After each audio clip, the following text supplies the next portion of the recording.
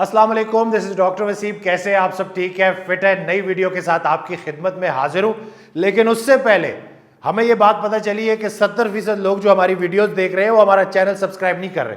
तो हम आपका ख्याल रखते हैं, आप भी हमारा ख्याल रखें और अभी चैनल को सब्सक्राइब करें। सब्सक्राइब करना पहले है, वीडियोस के बाद देखिएगा। तो आज आ जाते हैं टॉपिक की तरफ। आज का जो टॉपिक है वो है बॉडी बिल्डिंग की साइंस। कि ये जो मसल बनते हैं, 15 साल का बच्चा बनाना चाहता है, 20 साल का, 25 साल का, 30 साल का, 50 साल का या 60 साल का, तो वो अगर मसल बिल्डिंग करना चाहता है तो उसको किन किन चीज़ों का पता होना चाहिए। ये बेसिक नॉलेज हर इंसान का हक है, जो कि इस वीडियो के जरिए हम आप तक पहुंचाएंगे। और मैं उम्मीद करता हूं कि सादा जुबान में आसान तरीके से मैं आपको बता सकूं।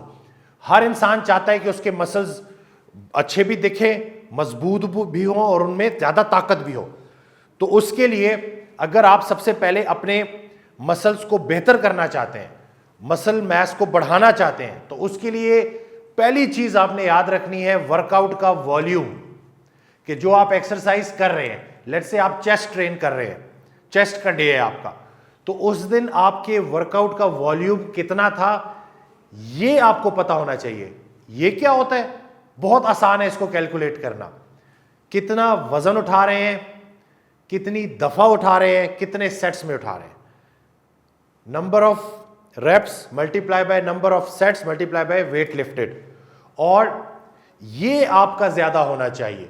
और इसको समझने में जो एक चीज आपको जो अच्छी लगेगी कि जरूरी नहीं है कि आप बहुत ज्यादा वजन उठा के जो है वर्कआउट का वॉल्यूम बढ़ा दें। आप नंबर ऑफ सेट्स बढ़ा दें, आप नंबर ऑफ रेप्स बढ़ा दें। तो इसके जरिए अगर आप एक हाई वॉल्यूम का वर्कआउट कर रहे हैं और आपने पूरी तरह से जितने भी मसल फाइबर हैं चेस्ट के उनको आपने रिक्रूट किया है, तो आप बड़ी बेहतर तरीके से अपनी चेस्ट को डेवलप कर सकेंगे। और ये सेम गोज फॉर बाकी जो हिस्से हैं जिस्म के, बाजू लगा रहे हैं, लेग्स लगा रहे हैं, बैक ट्रेन कर रहे हैं, तो यही फॉर्मूला उधर भी अप्लाई होता है।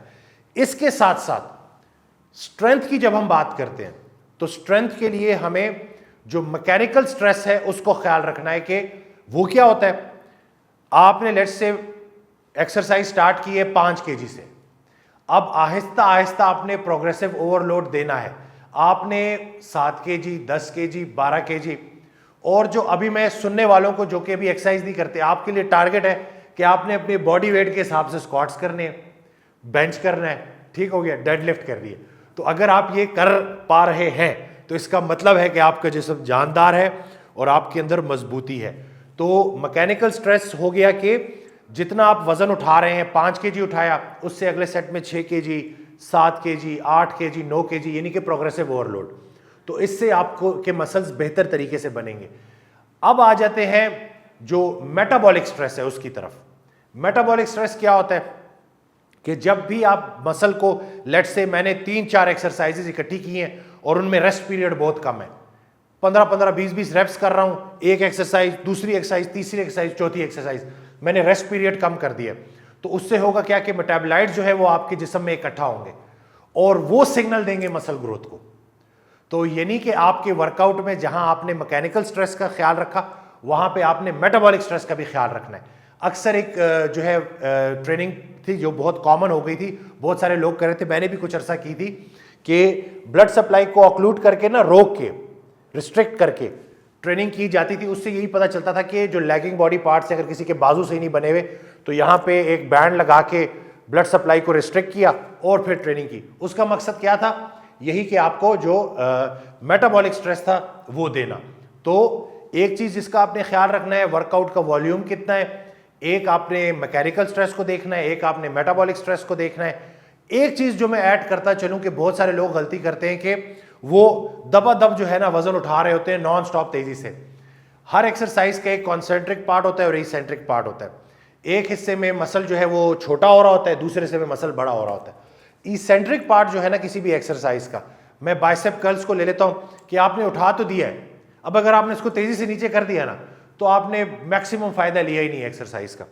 आपने इसको प्रॉपर तरीके से उठाया और फिर फुल कंट्रोल के साथ इसेंट्रिक जो पार्ट है उसको आपने आहिस्ता से किया, 4 सेकंड, 5 सेकंड, 6 सेकंड। उससे क्या होगा कि जो टाइम अंडर टेंशन है, जितनी देर मसल टेंस रहेगा, जितनी ज्यादा देर मसल जोर पे रहेगा, उतना ज़्यादा भरपूर तरीके से वो दोबारा से रीग्रो करेगा। तो टाइम अंडर टेंशन क्या है कि आपने लेट से 10 रेप्स किए, अब ये 10 रेप्स मैंने यूं किए और यही 10 रेप्स अगर मैं यूं कर रहा हूं तो ज़्यादा सेकंड्स तक मसल जो है वो वर्क कर रहा है, तो ज़्यादा भरपूर तरीके से वो परफॉर्म करेगा।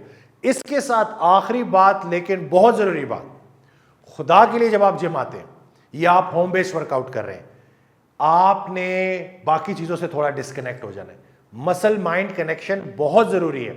जब आप ट्रेन कर रहे हैं तो आपको पता हो कि भाई मैं लेग्स को ट्रेन कर रहा हूं और लेग्स पे ही आपका फोकस होना चाहिए, आप फील करें उस पूरे वर्कआउट को।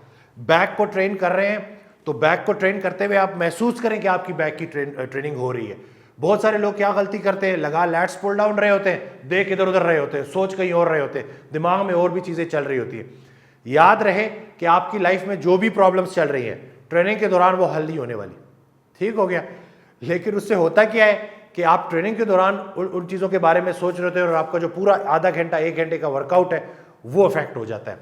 तो ये मैसेज था आप सबके लिए कि बॉडी बिल्डिंग की साइंस के बारे में समझें।